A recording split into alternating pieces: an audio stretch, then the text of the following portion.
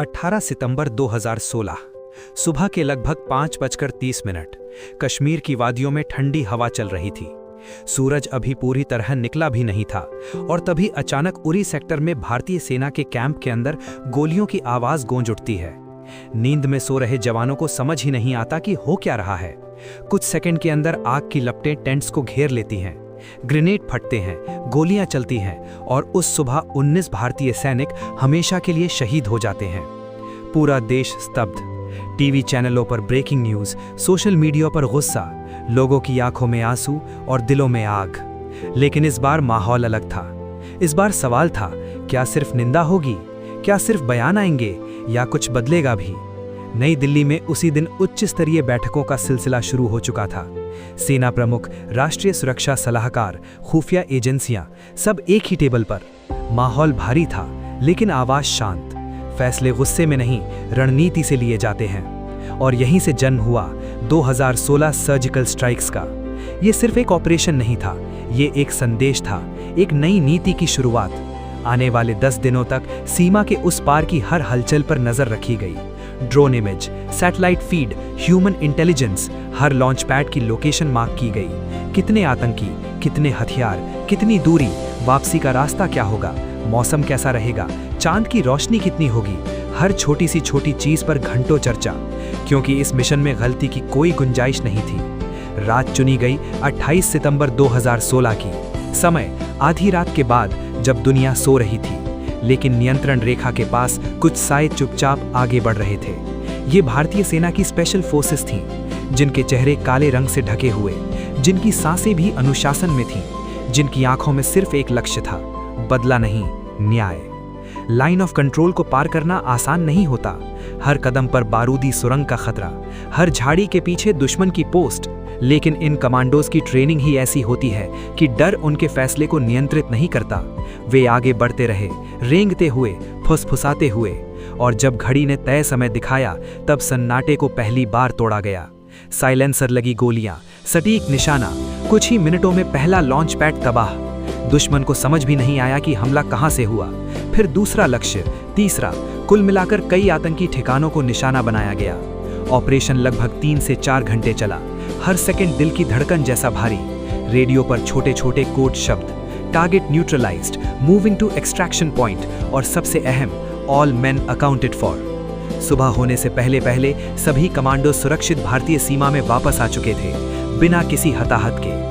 ये सैन्य दृष्टि से एक सटीक और सीमित कार्रवाई थी, लेकिन रणनीतिक दृष्टि से एक ऐतिहासिक मोड़। 29 सितंबर की दोपहर, भारत के महानिदेशक सैन्य संचालन ने प्रेस कॉन्फ्रेंस में घोषणा की कि भारतीय सेना ने नियंत्रण रेखा के पार आतंकी ठिकानों पर सर्जिकल स्ट्राइक की है। ये सार्वजनिक स्वीकारोक्ति अपने आप में एक बड़ा बदलाव थी, क्योंकि इससे पहले इस तरह की कार्रवाइयों को आधिकारिक रूप से घोषित नहीं किया जाता था। संदेश साफ था, अगर भारत पर हमला होगा तो जवाब सीमा के इस पार तक सीमित नहीं रहेगा। देश भर में लोगों ने इसे गर्व और दृढ़ता के रूप में देखा। अंतर्राष्ट्रीय समुदाय ने संयम बरतने की अपील की, लेकिन दुनिया ने यह भी नोट किया कि भारत ने एक कैलिब्रेटेड रिस्पॉन्स चुना। न पूर्ण युद्ध, न मौन, बल्कि एक सीमित लक्षित कार्रवाई। और यहीं से दक्षिण एशिया की रणनीतिक गणित बदलने लगी। यह ऑपरेशन सिर्फ कुछ घंटों का नहीं था, यह वर्षों की तैयारी, प्रशिक्षण और खुफिया समन्वय का परिणाम था। स्पेशल फोर्सेस की ट्रेनिंग ऐसी होती है जहां असफलता विकल्प नहीं होती। वे महीनों तक ऐसे ही हालात के लिए अभ्यास करते हैं। रात में नेविगेशन, बिना आवाज के मूवमेंट, सटीक फायर और सबसे अहम, टीम पर भरोसा। क्योंकि सीमा के उस पार हर सैनिक जानता है कि उसकी जिंदगी उसके साथी के फैसले पर भी निर्भर है। इस ऑपरेशन ने भारत की सुरक्षा नीति में एक नई स्पष्टता दी। स्ट्रेटेजिक रिस्ट्रेंट का मतलब स्ट्रेटेजिक साइलेंस नहीं होता। अगर उकसाया जाएगा तो जवाब सोचा समझा लेकिन निर्णायक होगा। और यही कारण है कि 2016 की ये रात इतिहास के पन्नों में दर्ज हो गई। एक ऐसी रात जब गोलियों की आवाज से ज्यादा गूंजा था एक राष्ट्र का संदेश कि उसके सैनिकों का बलिदान व्यर्थ नहीं जाएगा, कि सीमा सिर्फ नक्शे पर खिंची हुई रेखा नहीं बल्कि एक जिम्मेदारी है, और उस जिम्मेदारी को निभाने वाले लोग छाया की तरह आते हैं, अपना काम करते हैं और बिना शोर किए लौट जाते हैं। लेकिन हर मिशन के बाद असली कहानी शुरू होती है। वो कहानी जो कैमरों में नहीं दिखती, वो जो प्रेस कॉन्फ्रेंस की एक लाइन से कहीं ज्यादा गहरी होती है। 29 सितंबर 2016 की दोपहर जब आधिकारिक घोषणा हुई तब देश भर में जश्न था। पटाखे फूट रहे थे, सोशल मीडिया पर गर्व की लहर थी। लेकिन नियंत्रण रेखा के पास तैनात जवान जानते थे कि असली परीक्षा अभी बाकी है, क्योंकि हर कार्रवाई के बाद प्रतिक्रिया का खतरा होता है। सीमा पर अलर्ट बढ़ा दिया गया, तोपे तैयार, एयरबेस हाई रेडीनेस पर। नौसेना को भी सतर्क कर दिया गया।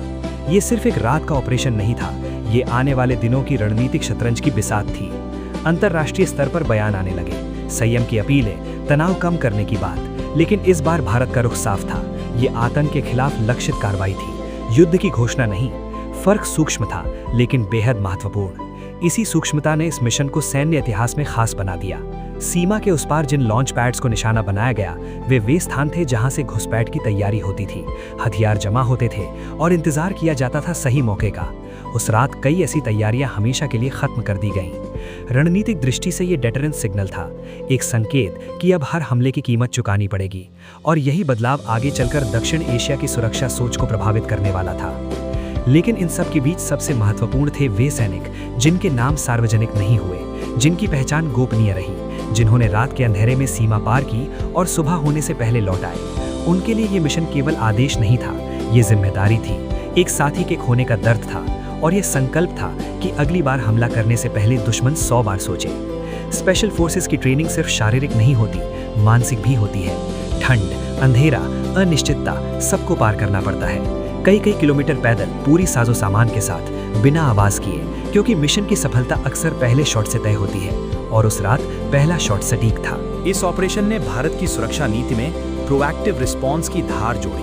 पहले अक्सर कहा जाता था कि भारत स्ट्रेटेजिक रेस्ट्रेंट की नीति अपनाता है, लेकिन 2016 के बाद ये स्पष्ट हुआ कि संयम का अर्थ निष्क्रियता नहीं, संयम का अर्थ है सही समय चुनना, सही लक्ष्य चुनना और सीमित सटीक कार्रवाई करना। यही कारण है कि बाद के वर्षों में जब भी सीमा पार से उकसावे हुए, दुनिया को ये याद रहा कि भारत आवश्यकता पड़ने पर सीमा के पार भी जवाब दे सकता है। घरेलू स्तर पर इस कार्रवाई ने सैनिकों के मनोबल को भी प्रभावित किया। ये संदेश गया कि उनका बलिदान सिर्फ शोक संदेश नहीं बनेगा, उसका जवाब भी होगा। और अंतर्राष्ट्रीय मंच पर भारत ने ये रेखांकित किया कि वो आतंकवाद और नागरिक आबादी के बीच फर्क करता है। लक्ष्य आतंक के ढांचे थे, न कि आम लोग। यही संतुलन इस मिशन को सैन्य और कूटनीतिक दोनों दृष्टियों से महत्वपूर्ण बनाता है। समय बीतता गया, सीमा पर तनाव धीरे धीरे सामान्य स्तर पर लौटा, लेकिन 28-29 सितंबर 2016 की वो रात इतिहास में दर्ज हो चुकी थी। एक ऐसी रात जब अंधेरे में चलती परछाइयों ने रणनीति की परिभाषा बदल दी, जब जवाब गोलियों से ज्यादा संदेश का था, और जब ये स्पष्ट हुआ कि आधुनिक युद्ध केवल टैंकों और विमानों से नहीं, बल्कि सटीक सूचना, तेज निर्णय और अनुशासित निष्पादन से भी लड़े जाते हैं। आज भी जब उस ऑपरेशन का जिक्र होता है तो वो केवल एक सैन्य कार्रवाई के रूप में नहीं, बल्कि एक नीति परिवर्तन के प्रतीक के रूप में याद किया जाता है। एक सीमित, लक्षित और समयबद्ध मिशन जिसने ये दिखाया कि संप्रभुता की रक्षा के लिए कभी कभी सन्नाटा भी सबसे तेज आवाज बन सकता है।